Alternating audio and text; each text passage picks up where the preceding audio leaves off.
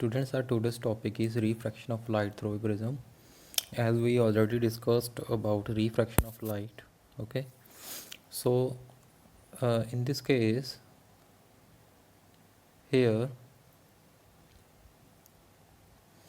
we have to discuss the refraction of light through prism. We have discussed two rules for refraction of light. When a incident ray goes from rarer to denser medium, it bends towards the normal, okay. It bends towards the normal. When a ray goes from denser to rarer medium, it bends away from the normal, okay. Now this is your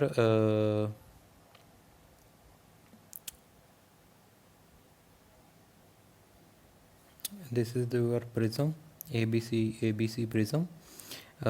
P is your incident ray. It is incident on the prism at point E. Here you have to draw a normal n dash. Now according to the first rule, when a ray goes from rarer to denser medium, it bends towards the normal. ਹੁਣ ਦੇਖੋ students, ਜੇ ਇੱਥੇ medium change ਨਾ ਹੁੰਦਾ, raise ਨੇ straight ਪਾਸ ਕਰ ਜਾਣਾ ਹੈ, ਠੀਕ ਆ। ਫਿਰ ਤੁਹਾਡੀ ਰੇ ਕਿਹੜੀ ਹੋਣੀ, EH ਹੋਣੀ। ਹੁਣ ਦੇਖੋ ਮੀਡੀਅਮ ਚੇਂਜ ਹੋ ਗਿਆ, ਸੋ ਰੇ ਕਿੱਧਰ ਨੂੰ ਬੈਂਡ ਹੋ ਗਈ, ਟੂਵਰਡਸ ਦਾ ਨੋਰਮਲ ਵੱਲ ਬੈਂਡ ਹੋ ਗਈ, ਠੀਕ ਹੈ ਜੀ। ਨੋਰਮਲ ਵਾਲੀ ਸਾਈਡ 'ਤੇ ਰੇ ਕੀ ਹੋ ਗਈ, ਬੈਂਡ ਹੋ ਗਈ। ਇਹ ਤੁਹਾਡੀ EF ਰੇ ਆ ਗਈ, ਠੀਕ ਆ। P ਇਜ਼ ਯੂਅਰ ਇੰਸੀਡੈਂਟ ਰੇ, ਠੀਕ ਆ। ਤੇ ਜਿਹੜਾ ਐਂਗਲ ਹੈਗਾ ਨੋਰਮਲ ਤੇ ਇੰਸੀਡੈਂਟ ਰੇ ਦਾ, ਐਂਗਲ ਬਿਟਵੀਨ ਇੰਸੀਡੈਂਟ ਰੇ and normal is called angle of incidents. Next is normal angle between normal and refracted ray. EF is your refracted ray. So angle between these two rays is angle of refraction. Means angle between normal and refracted ray is your angle of refraction. Okay. Next is when a ray goes from denser to rarer medium, it bends away from the normal. Okay. Now this refracted ray EF, when it comes out of the prism, here it goes from denser to rarer medium, okay.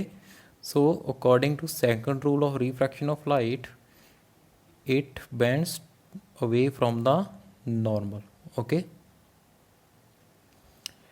Here D is your angle of deviation. Look at here you have to extend the incident ray and emergent ray. This is your emergent ray, FS is your emergent ray, P is your incident ray, EF is your refracted ray, and FS is your emergent ray. And angle between normal and emergent ray is your angle of emergence. Okay students, we are talking about angle of deviation. Here you have to first extend the incident ray and emergent ray. So angle between incident ray and emergent ray is your angle of deviation. Deviation means ਕਿੰਨੀ ਤੁਹਾਡੀ ਰੇ ਡੈਵੀਏਟ ਹੋਈ। ਹੁਣ ਦੇਖੋ ਵੈਸੇ ਤਾਂ ਇਹਨੇ ਸਿੱਧਾ ਸਟ੍ਰੇਟ ਪਾਸ ਕਰ ਜਾਣਾ ਹੈ, ਠੀਕ ਆ। ਹੁਣ ਰੀਫਰੈਕਸ਼ਨ ਦਾ ਕਰਕੇ ਤੁਹਾਡੀ ਰੇ ਇੱਧਰ ਦੇਖੋ, ਇੱਧਰ ਨੂੰ ਡੈਵੀਏਟ ਹੋ ਗਈ ਨਾ, ਇਸ ਸਾਈਡ ਨੂੰ ਡੈਵੀਏਟ ਹੋ ਗਈ। ਇਹ ਜਿਹੜਾ ਐਂਗਲ ਆ ਡੈਵੀਏਸ਼ਨ, ਇਹ ਕੀ ਹੈਗਾ ਆਪਣਾ ਐਂਗਲ ਆਫ, ਇਹ ਕੀ ਹੈਗਾ ਆਪਣਾ angle of deviation, okay. So this is refraction of light through a prism. ਇਹ ਜਿਹੜਾ ਐਂਗਲ ਏ ਆ, ਐਂਗਲ ਏ ਕੀ ਹੈਗਾ ਤੁਹਾਡਾ, angle of prism, angle of prism. ਅਤੇ ਤੁਹਾਨੂੰ ਪਤਾ ਜਿਹੜਾ ਪ੍ਰਿਜ਼ਮ ਆ, ਠੀਕ ਆ, ਦੋ ਟਰਾਇੰਗਲਸ ਇਹਨਾਂ ਦੇ ਜਿਹੜੇ ਦੋ ਫੇਸਿਸ ਹੁੰਦੇ ਨੇ ਉਹ ਟਰਾਇੰਗੂਲਰ ਹੁੰਦੇ ਨੇ, ਠੀਕ ਆ। ਦੋ ਫੇਸਿਸ ਇਹਨਾਂ ਦੇ ਕਿਹੜੇ ਹੁੰਦੇ ਨੇ, ਮੈਂ ਤੁਹਾਨੂੰ ਪ੍ਰੋਪਰ ਪ੍ਰਿਜ਼ਮ ਸ਼ੋਅ ਕਰਾਂਗਾ। ਟੂ ਫੇਸਿਸ ਜਿਹੜੇ ਹੁੰਦੇ ਨੇ ਉਹ ਹੁੰਦੇ ਨੇ ਟਰਾਇੰਗੂਲਰ, ਠੀਕ ਆ। ਅਤੇ 3 ਫੇਸਿਸ ਕਿਹੜੇ ਹੁੰਦੇ ਨੇ, 2 ਹੋ ਗਏ ਇਹਦੇ ਟਰਾਇੰਗੂਲਰ, 3 ਫੇਸਿਸ ਕਿਹੜੇ ਹੁੰਦੇ ਨੇ, ਇਹ ਰੈਕਟੈਂਗੂਲਰ ਸ਼ੇਪ ਦੇ ਹੁੰਦੇ ਨੇ, ਠੀਕ ਆ। ਹੁਣ ਪ੍ਰਿਜ਼ਮ ਨੂੰ ਆਪਾਂ ਇਸ ਤਰੀਕੇ ਨਾਲ ਰੱਖਿਆ, ਇਕੁਏਟਰ ਟਰਾਇੰਗਲ ਹੁੰਦੀ ਤੁਹਾਡੀ, ਠੀਕ ਆ। ਸੋ ਈਚ ਐਂਗਲ ਕਿੰਨਾ ਹੋਊਗਾ, 60 ਡਿਗਰੀ। ਸੋ ਤੁਹਾਡਾ ਜਿਹੜਾ ਐਂਗਲ ਆਫ ਪ੍ਰਿਜ਼ਮ ਏ ਹੈ, ਇਹ ਕਿੰਨਾ ਹੋਏਗਾ, 60 ਡਿਗਰੀ, ਠੀਕ ਸਟੂਡੈਂਟਸ। ਆਈ ਹੋਪ ਕਿ ਤੁਹਾਨੂੰ ਇਹ ਸਮਝ ਆ। ਸੋ ਸਟੂਡੈਂਟਸ, ਜਦੋਂ ਆਪਾਂ ਪ੍ਰੈਕਟੀਕਲ ਪਰਫੋਰਮ ਕਰਾਂਗੇ, ਆਪਾਂ ਇਹਨੂੰ ਜੇ ਪ੍ਰੈਕਟੀਕਲ ਪਰਫੋਰਮ ਕਰਾਂਗੇ ਪ੍ਰਿਜ਼ਮ ਵਾਲਾ ਆਪਾਂ, ਠੀਕ ਆ, ਪਿੰਸ ਦੀ ਹੈਲਪ ਦੇ ਨਾਲ, ਉਦੋਂ ਆਪਾਂ ਇਹ ਰਿਜ਼ਲਟ ਵੈਰੀਫਾਈ ਕਰਾਂਗੇ ਕਿ angle of incidence plus angle of emergence is equal to angle of prism plus angle of deviation। ਇਹ ਤੁਹਾਡਾ ਰਿਜ਼ਲਟ ਪ੍ਰੂਵ ਹੋ ਜਾਏਗਾ ਉਦੋਂ, ਠੀਕ ਹੈ। ਇਹਨੂੰ ਤੁਸੀਂ ਨੋਟ ਕਰ ਲੈਣਾ, angle of incidence plus angle of emergence is equal to angle of prism plus angle of deviation, okay. ਇਹ ਰਿਜ਼ਲਟ ਨੂੰ ਯਾਦ ਰੱਖ ਲੈਣਾ, ਇਹ ਪ੍ਰਿਜ਼ਮ ਵਾਸਤੇ ਟਰੂ ਹੈ। Next is students, dispersion of white light by a prism. Now see, dispersion of light is the splitting of white light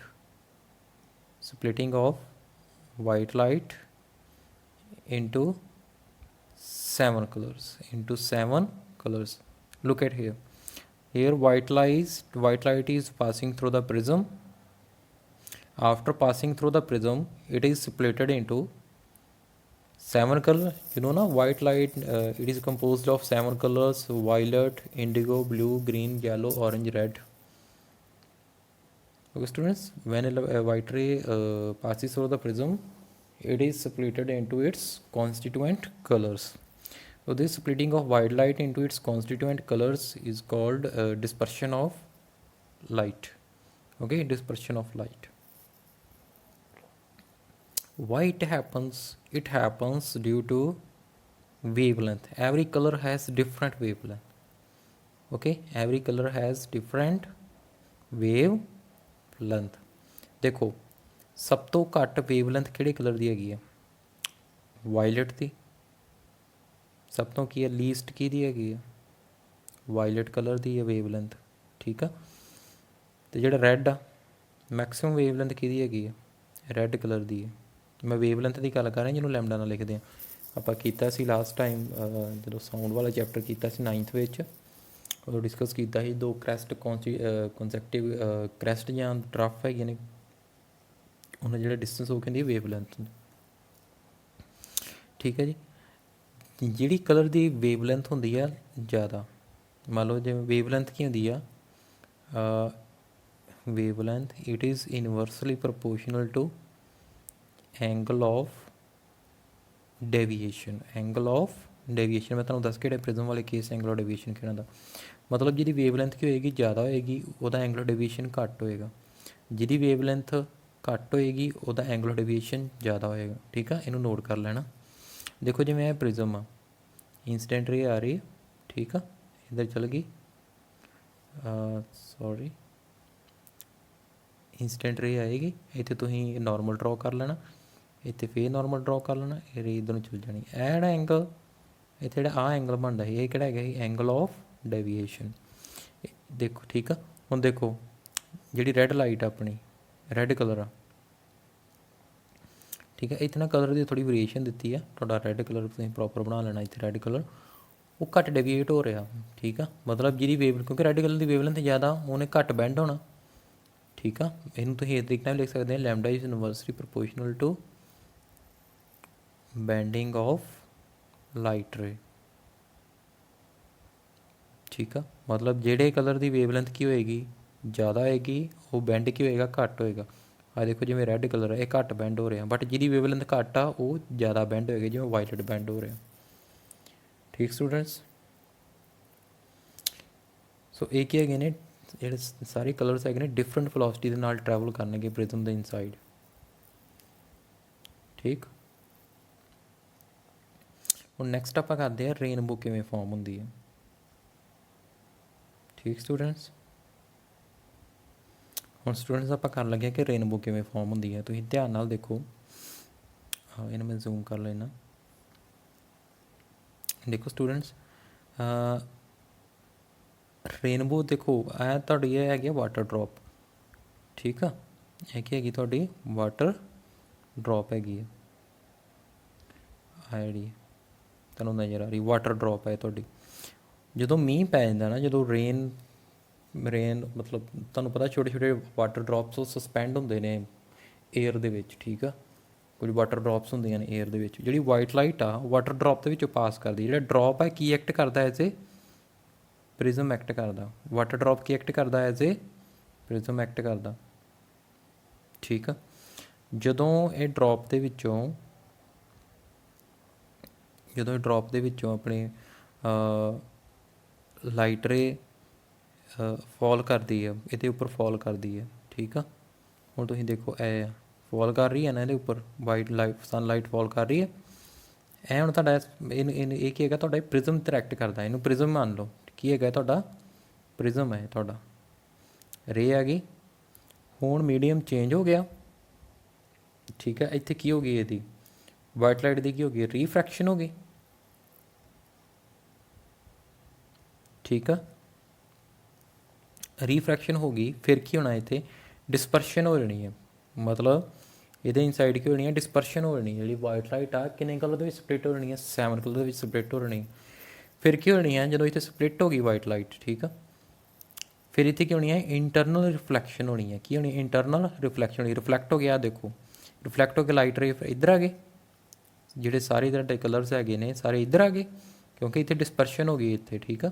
फिर इतने रिफ्लैक्शन हो गई, इंटरनल रिफ्लैक्शन हो गई, इंटरनल रिफ्लैक्शन होने तो बाद जो इतों फिर तुहाडे कलर्स ਜਦੋਂ इतों बाहर ਆਉਣਗੇ वाटर ड्रॉप तो उन्होंने की हो जाएगी, फिर की हो जाएगी रीफ्रैक्शन हो जाएगी। इस तरीके नाल तुहाडी की होंदी है रेनबो इज़ फॉर्मड, ठीक। ਹੁਣ ਤੁਸੀਂ ਧਿਆਨ ਨਾਲ ਦੇਖੋ, ਹੁਣ ਮੈਂ ਇੱਥੇ ਇਹਨੂੰ ਲਾਈਨ ਪੜ੍ਹਦਾ। Rainbow is a natural spectrum appears in the sky after rain. It is caused by dispersion of sunlight by tiny water droplets present in the atmosphere. A rainbow is always formed in a direction opposite to that of sun. ਜਿੱਧਰ sun ਆ ਨਾ ਉਹ ਤੋਂ opposite ਬਣੇਗੀ ਤੁਹਾਡੇ ਜਿਹੜੀ rainbow ਹੈਗੀ ਆ, ਤੁਸੀਂ ਵੈਸੇ ਹੀ observe ਕੀਤਾ ਹੋਏਗਾ। The water droplets act like prism. They refract and disperse the incident light, sunlight, then reflect it internally and finally refract it again when it comes out of the rain drop, okay. Due to dispersion of light and internal reflection, different color reach the observer's eye. ਇੱਥੇ ਤੁਹਾਡੀ rainbow farm ਹੋ ਗਈ, ਠੀਕ ਆ। ਦੇਖੋ ਪਹਿਲਾਂ ਰੀਫਰੈਕਸ਼ਨ ਹੋਈ, ਫਿਰ ਡਿਸਪਰਸ਼ਨ ਹੋ ਗਈ, ਡਿਸਪਰਸ਼ਨ ਤੋਂ ਬਾਅਦ ਕੀ ਹੋਈ ਰਿਫਲੈਕਸ਼ਨ ਹੋਈ, ਫਿਰ ਇੱਥੇ ਰੀਫਰੈਕਸ਼ਨ ਹੋਈ, ਠੀਕ ਆ। ਸੋ ਇਸ ਤਰੀਕੇ ਨਾਲ ਤੁਹਾਡੀ ਰੇਨਬੋ ਫਾਰਮ ਹੋ ਗਈ, ठीक स्टूडेंट्स। ਹੁਣ ਸਟੂਡੈਂਟਸ ਆਪਣਾ ਨੈਕਸਟ ਟੌਪਿਕ ਹੈਗਾ atmospheric refraction. What is atmospheric refraction. ਹੁਣ ਮੈਂ ਤੁਹਾਨੂੰ ਬੁੱਕ ਦੇ ਵਿੱਚ ਵੀ ਹੈਗਾ ਵਾ, ਬਟ ਬੁੱਕ ਦੇ ਵਿੱਚ ਪ੍ਰੋਪਰ ਡੈਫੀਨੇਸ਼ਨ ਨਹੀਂ ਹੈਗੀ, ਮੈਂ ਤੁਹਾਨੂੰ ਸਮਝਾ ਦਿੰਦਾ ਹੈ ਕਿਵੇਂ ਆ। ਹੁਣ ਦੇਖੋ atmospheric refraction means refraction due to atmospheric conditions. You know ਨਾ ਐਟਮੋਸਫੈਰਿਕ ਕੰਡੀਸ਼ਨਸ ਫਲਕਚੁਏਟ ਹੁੰਦੀਆਂ ਰਹਿੰਦੀਆਂ ਨੇ, ਕੰਟੀਨਿਊਸਲੀ ਫਲਕਚੁਏਟ ਹੁੰਦੀਆਂ ਰਹਿੰਦੀਆਂ ਨੇ। ਕੋਈ ਵੀ ਇਹੋ ਜਿਹਾ ਸੈਕਟਰ ਨਹੀਂ ਹੈਗਾ ਜਦੋਂ ਤੁਹਾਡੀਆਂ ਐਟਮੋਸਫੈਰਿਕ ਕੰਡੀਸ਼ਨਸ ਜਿਹੜੀਆਂ ਹੈਗੀਆਂ ਨੇ ਉਹ ਫਲਕਚੁਏਟ ਨਹੀਂ ਕਰਦੀਆਂ। ਫਲਕਚੁਏਸ਼ਨ ਦਾ ਮੀਨਸ ਕਿ ਵੇਰੀਏਸ਼ਨ ਆਉਂਦੀ ਰਹਿੰਦੀ ਹੈ, ਜਿਵੇਂ ਡੈਂਸਿਟੀ ਹੋ ਗਈ, ਠੀਕ ਆ। ਏਅਰ ਦੇ ਵਿੱਚ ਏਅਰ ਦੀ ਡੈਂਸਿਟੀ ਹੋ ਗਈ, ਵੇਰੀ ਕਰਦੀ ਰਹਿੰਦੀ, ਠੀਕ ਆ। ਟੈਂਪਰੇਚਰ ਵਗੈਰਾ। ਹੁਣ ਦੇਖੋ ਰਿਫਰੈਕਟਿਵ ਇੰਡੈਕਸ ਆਪਾਂ ਕੀਤਾ ਸੀ, ਰਿਫਰੈਕਟਿਵ ਇੰਡੈਕਸ ਤੋਂ ਆਪਾਂ ਨੂੰ ਪਤਾ ਚੱਲਦਾ ਹੈ ਕਿ ਕਿਹੜਾ ਮੀਡੀਅਮ ਡੈਂਸਰ ਹੈ ਕਿਹੜਾ ਰੇਅਰ ਹੈ। ਜਿਹਦਾ ਰਿਫਰੈਕਟਿਵ ਇੰਡੈਕਸ ਹੋਏਗਾ ਜ਼ਿਆਦਾ, ਰਿਫਰੈਕਟਿਵ ਇੰਡੈਕਸ ਇਹਨੂੰ ਮੈਂ ਉਹਦੇ ਨਾਲ ਡਿਨੋਟ ਕੀਤਾ ਸੀ, ਜਿਹਦਾ ਹੋਏਗਾ ਲਾਰਜ ਹੋਏਗਾ ਉਹ ਮੀਡੀਅਮ ਕਿਹੜਾ ਹੋਏਗਾ ਡੈਂਸਰ ਹੋਏਗਾ। ਅਤੇ ਜਿਹੜੇ ਸਮੋਲ ਆ ਰਿਫਰੈਕਟਿਵ ਇੰਡੈਕਸ ਉਹ ਮੀਡੀਅਮ ਕਿਹੜਾ ਹੋਏਗਾ ਰੇਅਰ ਹੋਏਗਾ। ਮਤਲਬ ਜਿਵੇਂ ਪੰਜਾਬੀ ਜਿਹਨੂੰ ਸਿੰਪਲ ਦੱਸਣਾ ਹੋਵੇ, ਡੈਂਸਰ ਮੀਨਸ ਸੰਘਣਾ, ਠੀਕ ਆ, ਅਤੇ ਰੇਅਰ ਮੀਨਸ ਵਿਰਲਾ, ਠੀਕ ਆ। ਅਤੇ ਜਿਹੜਾ ਡੈਂਸਰ ਮੀਡੀਅਮ ਆ ਉਹਦੇ ਵਿੱਚ ਲਾਈਟ ਦੀ ਸਪੀਡ ਕੀ ਹੈ, ਵੈਲੋਸਿਟੀ ਕੀ ਹੋ ਜਾਂਦੀ ਆ ਡਿਕਰੀਜ਼ ਹੋ ਜਾਂਦੀ ਹੈ। ਅਤੇ ਜਿਹੜਾ ਰੇਅਰ ਆ ਉਹਦੇ ਵਿੱਚ ਲਾਈਟ ਦੀ ਵੈਲੋਸਿਟੀ ਕੀ ਹੋ ਜਾਂਦੀ ਹੈ ਇਨਕਰੀਜ਼ ਹੋ ਜਾਂਦੀ ਹੈ, ਠੀਕ ਆ। ਠੀਕ ਸਟੂਡੈਂਟਸ। ਹੁਣ ਦੇਖੋ ਐਟਮੋਸਫੇਰਿਕ ਰੀਫਰੈਕਸ਼ਨ ਪੜ੍ਹੀਏ। ਰੀਫਰੈਕਸ਼ਨ of light caused by earth atmosphere due to change in refractive index of different layer, okay. So atmospheric refraction ਕਾਹਤੋਂ ਹੁੰਦੀ ਹੈ due to earth atmosphere due to change in refractive index of different layers of earth, okay. मतलब ਹੁਣ ਤੁਹਾਨੂੰ ਪਤਾ different layers ਹੈਗੀਆਂ ਨੇ, ਉੱਪਰ ਨੂੰ ਤੁਸੀਂ ਜਾਂਦੇ ਜਿਹੜੀ ਡੈਂਸਿਟੀ ਘਟਦੀ ਜਾਂਦੀ ਹੈ, ਤੁਸੀਂ ਦੇਖਿਆ ਹੋਏਗਾ, ਠੀਕ ਆ। ਦੇਖਿਆ ਨਹੀਂ ਤੁਹਾਨੂੰ, ਤੁਸੀਂ ਪੜ੍ਹਿਆ ਹੋਏਗਾ ਸੋਸ਼ਲ ਸਟੱਡੀ ਦੇ ਵਿੱਚ ਵੀ ਤੁਸੀਂ ਪੜ੍ਹਿਆ ਹੋਏਗਾ, ਠੀਕ ਆ। ਜਿਵੇਂ ਤੁਸੀਂ ਦੇਖਿਆ ਹੋਏਗਾ ਕਿ ਗਰਮੀਆਂ ਦੇ ਵਿੱਚ ਸਮਰ ਦੇ ਵਿੱਚ ਕੀ ਹੁੰਦਾ ਕਿ ਲਾਈਟ ਜਿਹੜੀ ਆ ਸੌਰੀ ਲਾਈਟ ਨਹੀਂ ਏਅਰ ਜਿਹੜੀ ਆ ਉਹ ਲਾਈਟ ਹੋ ਕੇ ਉੱਪਰ ਨੂੰ ਚੱਲ ਜਾਂਦੀ ਹੈ, ਠੀਕ ਆ, ਠੀਕ ਆ। ਜਿਵੇਂ ਤੁਸੀਂ ਦੇਖਿਆ ਹੋਏਗਾ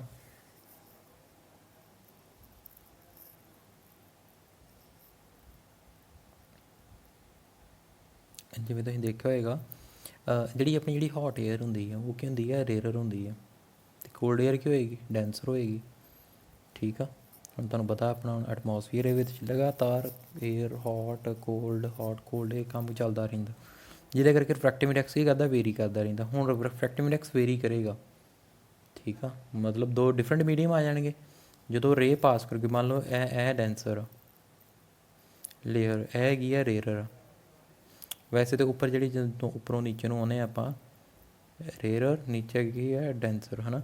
ਹੁਣ रे आ रही है एक रिफ्रैक्शन, इतने देखो मीडियम चेंज होना, रिफ्रैक्शन होनी है, इतने भी रिफ्रैक्शन होनी है। ठीक है, लगातार हर एक पॉइंट पर थोड़ा रिफ्रैक्टिव इंडेक्स की डिफरेंट है, मतलब रे बैंड होती रहती है। सो ये कॉमन एग्जाम्पल की है एटमोसफेरिक रिफ्रैक्शन की, एक तो हैगी ट्विंकलिंग ऑफ स्टार्स। ठीक है, तो सैकेंड एग्जाम्पल की है advanced sunrise and delayed sunset. हम तुहानूं आपां ये समझाते हैं, सब तो पहले समझाते हैं ट्विंकलिंग ऑफ स्टार्स। ठीक है जी, ट्विंकलिंग ऑफ स्टार्स किवें हुंदी है, देखो मैं तुहानूं डायग्राम नाल भी इहनूं समझा दांगा। देखो stars are distant point size source of light. पहली गल, स्टार्स अपने तो बहुत दूर है ने, जिवें सन है, सन भी की है स्टार है। ठीक है, और भी तुसीं देखते जे रात में आसमान दे विच किन्ने स्टार्स है ने। अपने ਜਿਹੜੇ ਗਲੈਕਸੀਜ਼ ਕਿੰਨੀਆਂ ਹੈਗੀਆਂ ਨੇ 10⁻11 ਗਲੈਕਸੀਜ਼ ਹੈਗੀਆਂ ਨੇ, ਅਤੇ ਇੱਕ ਗਲੈਕਸੀ ਦੇ ਵਿੱਚ ਕਿੰਨੇ ਸਟਾਰਸ ਹੁੰਦੇ ਨੇ 10⁻11। ਹੁਣ ਤੁਸੀਂ ਆਪ ਦੇਖ ਲਓ ਕਿੰਨੀਆਂ ਗਲੈਕਸੀਆਂ ਅਤੇ ਕਿੰਨੇ ਸਟਾਰ ਹੈਗੇ ਆਪਣੇ ਯੂਨੀਵਰਸ ਦੇ ਵਿੱਚ। ਠੀਕ ਹੈ, 10⁻22। ਸੋ ਦੇਖੋ ਸਟਾਰ ਬੜੀ ਦੂਰ ਹੈਗੇ ਨੇ ਆਪਣੀ ਅਰਥ ਤੋਂ, ਡਿਸਟੈਂਸ ਕਾਫੀ ਜ਼ਿਆਦਾ ਵਾ। ਸੋ ਆਪਾਂ ਨੂੰ ਕਿਵੇਂ ਨਜ਼ਰ ਆਉਂਦੇ, ਇੱਕ ਪੁਆਇੰਟ ਦੀ ਤਰ੍ਹਾਂ ਨਜ਼ਰ ਆਉਂਦੇ ਨੇ ਸਟਾਰਸ। ਠੀਕ ਆ, ਜਦੋਂ ਸਟਾਰਸ ਨੂੰ ਲਾਈਟ ਟਰੈਵਲ ਕਰਦੀ ਆ, ਤੁਹਾਨੂੰ ਪਤਾ ਨਾ ਜਿਹੜੇ ਸਟਾਰਸ ਹੈਗੇ ਨੇ ਲੂਮੀਨਸ ਹੁੰਦੇ ਨੇ, ਮਤਲਬ ਦੇ ਇਮਿਟ ਦੇਅਰ ਓਨ ਲਾਈਟ। ਠੀਕ ਆ, ਇਹਨਾਂ ਲੂਮੀਨਸ ਕਹਿੰਦੇ ਨੇ। ਜਦੋਂ ਇੱਥੋਂ ਲਾਈਟ ਦੀਆਂ ਰੇਜ਼ ਆਉਂਦੀਆਂ ਨੇ, ਅਰਥ ਇਹ ਤੁਹਾਡੀ ਅਰਥ ਵੱਲ ਆਉਂਦੀਆਂ ਨੇ, ਇਹ ਡਿਸਟੈਂਸ ਬਹੁਤ ਜ਼ਿਆਦਾ ਵਾ। ਇਹਦੇ ਵਿੱਚ ਕੀ ਹੈ, ਲਗਾਤਾਰ ਰਿਫਰੈਕਟਿਵ ਇੰਡੈਕਸ ਚੇਂਜ ਹੁੰਦਾ ਰਹਿੰਦਾ, ਜਿਹਦਾ ਕਰਕੇ ਤੁਹਾਡੀ ਰੇਜ਼ ਕੀ ਹੁੰਦੀਆਂ ਨੇ, ਬੈਂਡ ਹੁੰਦੀਆਂ ਰਹਿੰਦੀਆਂ ਨੇ ਰੇਜ਼। ਇਹ ਤੁਹਾਡੀ ਅਰਥ ਆ, ਇਹ ਸਟਾਰ ਆ। ਠੀਕ ਆ, ਆ ਰੇ ਐ ਬੈਂਡ ਹੋ ਰਹਿਣੀ। ਠੀਕ ਹੈ, ਜਦੋਂ ਤੁਹਾਡੇ ਤੱਕ ਆਉਣੀ ਹੈ, ਮੰਨ ਲਓ ਤੁਸੀਂ ਇੱਥੇ ਅਬਜ਼ਰਵਰ ਆ ਅਰਥ ਦੇ ਉੱਪਰ। ਠੀਕ ਹੈ, ਪਰ ਤੁਹਾਨੂੰ ਕਿੱਦਾਂ ਨਜ਼ਰ ਆਉਣਾ ਕਿ ਸਟਾਰ ਕਿੱਥੇ ਹੈਗਾ, ਤੁਹਾਨੂੰ ਇੱਥੇ ਨਜ਼ਰ ਆਉਣਾ ਸਟਾਰ, ਤੁਹਾਨੂੰ ਸਟਾਰ ਇੱਥੇ ਨਜ਼ਰ ਆਉਣਾ। ਬਟ ਐਕਚੁਅਲ ਦੇ ਵਿੱਚ ਸਟਾਰ ਕਿੱਥੇ ਹੈਗਾ, ਐਕਚੁਅਲ 'ਚ ਇੱਥੇ ਆ ਸਟਾਰ। ਠੀਕ ਆ, ਬਟ ਤੁਹਾਨੂੰ ਕਿੱਥੇ ਨਜ਼ਰ ਆਉਣਾ, ਇੱਥੇ ਨਜ਼ਰ ਆਉਣਾ। ਕਾਹਦਾ ਕਰਕੇ, ਡਿਊ ਟੂ ਰੀਫਰੈਕਸ਼ਨ। ਕੀ ਹੈਗਾ ਕਿ ਹੁਣ ਸਟਾਰ ਦੂਰ ਆ। ਠੀਕ ਆ, so the path of rays of light coming from the star goes on varying due to atmospheric refraction slightly. Okay, so continuously variation ਹੁੰਦੀ ਰਹਿੰਦੀ ਹੈ, ਮਤਲਬ ਰੀਫਰੈਕਸ਼ਨ ਹੁੰਦੀ ਰਹਿੰਦੀ ਹੈ, ਜਿਹਦਾ ਕਰਕੇ ਸਟਾਰ ਦੀ ਪੋਜੀਸ਼ਨ ਚੇਂਜ ਹੁੰਦੀ ਰਹਿੰਦੀ ਹੈ। ਕੀ ਚੇਂਜ ਹੁੰਦੀ ਰਹੀ, ਸਟਾਰ ਦੀ ਪੋਜੀਸ਼ਨ ਚੇਂਜ ਹੁੰਦੀ ਰਹਿੰਦੀ ਹੈ, ਕਦੇ ਇੱਥੇ ਕਦੇ ਇੱਥੇ ਕਦੇ ਇੱਥੇ। ਬਟ ਐਕਚੁਅਲ ਦੇ ਵਿੱਚ ਉਹ ਸਟਾਰ ਇੱਕ ਜਗ੍ਹਾ 'ਤੇ ਹੈਗਾ, ਬਟ ਡਿਊ ਟੂ ਰੀਫਰੈਕਸ਼ਨ ਸਾਨੂੰ ਕਿਵੇਂ ਨਜ਼ਰ ਆਉਂਦਾ ਕਿ ਉਹਦੀ ਪੋਜੀਸ਼ਨ ਕੀ ਹੋ ਰਹੀ ਹੈ, ਚੇਂਜ, ਮਤਲਬ ਰੀਫਰੈਕਸ਼ਨ ਉਹਦੀ ਪੋਜੀਸ਼ਨ ਚੇਂਜ ਹੋ ਰਹੀ ਹੈ। ਬਟ ਐਕਚੁਅਲ ਦੇ ਵਿੱਚ ਹੈਗਾ ਇੱਥੇ ਹੀ ਹੈ। ਠੀਕ ਆ, ਜਿਵੇਂ ਅਰਥਾਤ ਇੱਥੇ ਸਟਾਰ ਇੱਥੇ ਹੈਗਾ, ਐ ਰੇ ਬੈਂਡ ਹੋ ਕੇ ਆ ਰਹੀ ਹੈਗਾ ਇੱਥੇ ਹੀ ਹੈ, ਬਟ ਡਿਊ ਟੂ ਰੀਫਰੈਕਸ਼ਨ ਫਲਕਚੁਏਟ ਕਰਦੀ ਰਹਿੰਦੀ ਇਹਦੀ ਪੋਜੀਸ਼ਨ। ਠੀਕ ਆ, ਸਾਨੂੰ ਲੱਗਦਾ ਅਬਜ਼ਰਵਰ ਨੂੰ। ਠੀਕ ਆ, ਹੁਣ ਕੀ ਹੋਏਗਾ ਕਿ ਜਦੋਂ ਫਲਕਚੁਏਟ ਕਰੇਗੀ ਇਹਦੀ ਹਰ ਵਾਰੀ ਕੀ ਹੈ, ਜਿਹੜੀ ਇੱਥੋਂ ਜਿਹੜੀਆਂ ਲਾਈਟ ਰੇਜ਼ ਆ ਰਹੀਆਂ ਨੇ ਉਹਨਾਂ ਦੀ ਇੰਟੈਂਸਿਟੀ। ਠੀਕ ਆ, ਕਦੇ ਜ਼ਿਆਦਾ ਇੰਟੈਂਸਿਟੀ ਮਤਲਬ ਕਿਤੇ ਲਾਈਟ ਜ਼ਿਆਦਾ ਸਾਨੂੰ ਨਜ਼ਰ ਆਉਂਦੀ, ਕਿਤੇ ਜ਼ਿਆਦਾ ਲਾਈਟ ਆਏਗੀ ਹੈ ਨਾ, ਕਿਤੇ ਘੱਟ ਆਏਗੀ, ਜਿਹਦਾ ਕਰਕੇ ਕੀ ਹੈਗਾ ਕਿ ਟਵਿੰਕਲਿੰਗ ਇਫੈਕਟ ਆਏਗਾ। ਤੁਸੀਂ ਦੇਖੋਗੇ ਜਗਦਾ ਬੁਝਦਾ ਤੁਹਾਨੂੰ ਨਜ਼ਰ ਆਏਗਾ ਸਟਾਰ। ਕਿਉਂ ਹੈ, ਕਿਉਂਕਿ ਲਗਾਤਾਰ ਪੋਜੀਸ਼ਨ ਚੇਂਜ ਹੋ ਰਹੀ ਹੈ ਡਿਊ ਟੂ ਰੀਫਰੈਕਸ਼ਨ, ਅਤੇ ਹਰ ਵਾਰੀ ਅਮਾਊਂਟ ਆਫ ਲਾਈਟ ਐਂਟਰਿੰਗ ਦਾ ਇਹ ਉਹ ਕੀ ਕਰ ਰਹੀ ਹੈ, ਫਲਿੱਕਰ ਕਰ ਰਹੀ ਹੈ। ਜਿੰਨੀ ਮਤਲਬ ਲਾਈਟ ਜਿਹੜੀ ਅਮਾਊਂਟ ਆਫ ਲਾਈਟ ਸਟਾਰ ਤੋਂ ਆ ਰਹੀ ਹੈ ਉਹ ਵੇਰੀ ਕਰ ਰਹੀ ਹੈ। ਉਹ ਵੇਰੀ ਕਰਨ ਦਾ ਕਰਕੇ ਸਾਨੂੰ ਇੰਝ ਲੱਗਦਾ ਕਿ ਸਟਾਰ ਕੀ ਕਰ ਰਿਹਾ, ਟਵਿੰਕਲ ਕਰ ਰਿਹਾ। ਕੀ ਕਰ ਰਿਹਾ, ਟਵਿੰਕਲ। ਲੱਗ ਗਈ ਸਮਝ ਬੇਟਾ। ਸੋ ਨੈਕਸਟ ਤੁਹਾਨੂੰ ਦੱਸਦੇ ਹਾਂ advanced sunrise and delay sunrise.